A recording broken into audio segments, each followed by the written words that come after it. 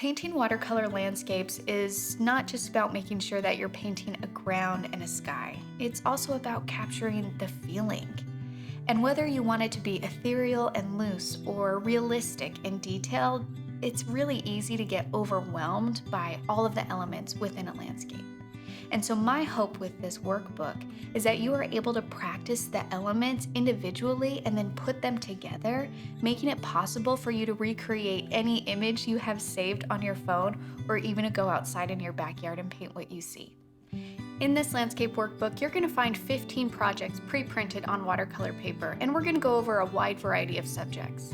We're going to practice clouds, trees, mountains, mist, and even some night paintings.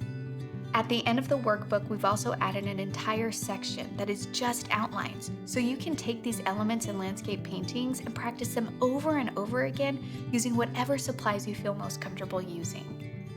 I know that if you do these projects and you practice them, you will be able to create stunning watercolor landscapes. Let's do it.